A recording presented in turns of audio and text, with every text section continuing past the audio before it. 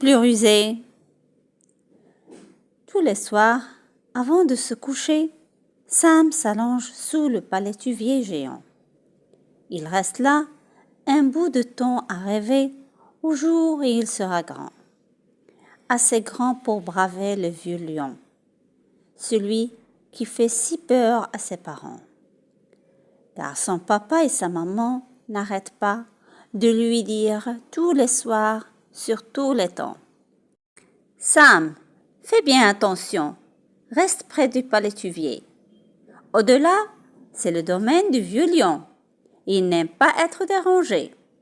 D'un coup de dent, il peut dévorer un homme tout entier. Pourtant, un soir, Sam se dit: bientôt, je vais avoir 5 ans. Si ce vieux lion existe vraiment, il est temps qu'il sache qui je suis. Et on verra bien qui de nous deux est le plus malin. Alors, Sam dépasse le palétuvier et s'enfonce dans la savane dorée. Soudain, un énorme rugissement retentit. Le lion est là, à 3 mètres de lui. Bonjour, dit Sam au lion. Je sais bien que tu vas me manger, mais avant, je voudrais que tu écoutes une histoire. Aimes-tu le pil-pil? Bien sûr que non, rugit le lion. Dommage, dit Sam, parce que j'en ai plein mon estomac. Et si tu choisis de me manger ce soir, tu vas trouver que j'ai un goût de pil-pil. Qu'à cela ne tienne, rugit le lion.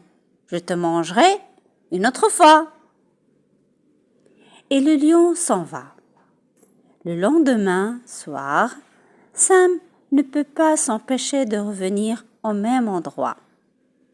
Le lion est déjà là. Tu vois, dit Sam, tu es le plus fort, mais tu n'es pas le plus rusé. Sinon, tu m'aurais mangé la première fois. Ah oui, rugit le lion. Toi non plus, tu n'es pas le plus rusé. Sinon, tu ne serais pas revenu. Et je vais te croquer tout cru. Attends, dit Sam. Avant de me manger, il y a une chose que tu dois savoir. Tu vois ces boutons sur mes bras? C'est la varicelle, une maladie très dangereuse pour les lions. Si tu me manges, tu vas l'attraper. Et comme aucun docteur ne voudrait soigner un lion aussi féroce que toi, tu ne guériras jamais. D'ailleurs, en restant ici, tu risques de l'attraper. Pris de panique, le vieux lion s'enfuit. Bien sûr, le lendemain, Sam ne peut pas s'empêcher de revenir au même endroit. Et bien sûr, le lion est déjà là. Tu vois, dit Sam, tu es le plus fort, mais tu n'es pas le plus rusé. Sinon, tu aurais reconnu des boutons de moustique. Hier soir, tu as encore raté une belle occasion de me manger. C'est ce que tu crois, rugit le lion, en se léchant les babines. Je ne vais pas te laisser filer cette fois. Mais tu ne dis rien, toi qui d'habitude es si bavard, continue le lion. Tu as enfin compris que c'est moi le plus fort et le plus rusé. Non, dit Sam, le plus fort et le plus rusé, ce n'est ni toi ni moi. Ah bon, rugit le lion. Mais qui est-ce donc? C'est l'éléphant derrière toi qui va nous écraser. Un éléphant? Où ça? Demande le lion affolé. Sans perdre une minute, Sam en profite pour prendre la poudre d'escampette. Et quand le lion se tourne à nouveau, il ne voit plus personne. Sam à filer du grand galop. Quand Sam rentre chez lui, tout essoufflé, il voit un gros gâteau d'anniversaire sur la table. « Sam, te voilà grand !» lui dit sa maman. « Il est temps que tu saches, cette histoire de lion, c'était juste une ruse inventée par papa pour que tu n'ailles pas trop loin de la maison. Bon anniversaire, mon garçon !» La sieste de Moussa. Couché dans son lit, Moussa est bien fatigué. Ses yeux sont presque fermés. Soudain, il entend un bruit qui vient le déranger. Ça grignote et ça crie. C'est une souris. Moussa se lève et lui demande gentiment: « Veux-tu bien partir pour que je puisse dormir ?» Mais la souris refuse et continue de crier et de grignoter. Avec un bruit comme ça, Moussa ne s'endort pas. Il appelle alors son chat qui accourt à petits pas. La souris disparaît aussitôt qu'elle le voit. Moussa retourne dans son lit, mais elle entend toujours du bruit. Ça ronronne et ça griffe qui s'étire sur son matelas.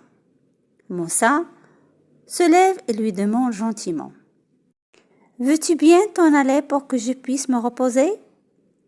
Mais le chat refuse et continue de griffer et de ronronner. Avec un bruit comme ça, Moussa ne s'endort pas. Il siffle alors son chien qui se poste à l'entrée. Le chat s'enfuit par la fenêtre sans chercher à discuter. Moussa retourne dans son lit, mais il entend toujours un bruit. Ça jappe et ça aboie. C'est le chien qui mordille ses jouets en bois. Moussa se lève et lui demande gentiment: « Veux-tu bien aller te promener pour que je puisse sommeiller ?» Mais le chien refuse et continue de japper et d'aboyer. Avec un bruit comme ça, Moussa ne s'endort pas. Il demande alors l'aide du lion qui arrive en 3 bonds. Le chien décampe sans poser de questions. Moussa retourne dans son lit, mais elle entend toujours du bruit. Ça remue et ça rugit. C'est le lion qui tourne en rond. Moussa lui demande gentiment: « Veux-tu bien aller chasser pour que je puisse me relaxer ?» Mais le lion refuse et continue de rugir et de tourner en rond. Avec un bruit comme ça, Moussa ne s'endort pas. Il fait alors appel à l'éléphant qui s'approche à pas lents. Le lion n'insiste pas et file comme le vent. Moussa retourne dans son lit. Mais un éléphant, même très sage, cela fait beaucoup de bruit. Ça souffle et ça barille. Ça écrase tout sur son passage. Moussa lui demande gentiment: « Veux-tu bien te pousser pour que je puisse respirer ?» Mais l'éléphant refuse et continue de barrir et de souffler. Avec un bruit comme ça, Moussa ne s'endort pas. Il ne sait plus quoi faire. Alors, il réfléchit et décide de rappeler la petite souris. L'éléphant se carapate sans tarder, car chacun sait que la terreur des éléphants, c'est la souris, évidemment. Moussa peut enfin commencer à rêver. Il y a toujours des petits bruits de souris, mais comparés à des bruits d'éléphants, ils sont beaucoup moins gênants.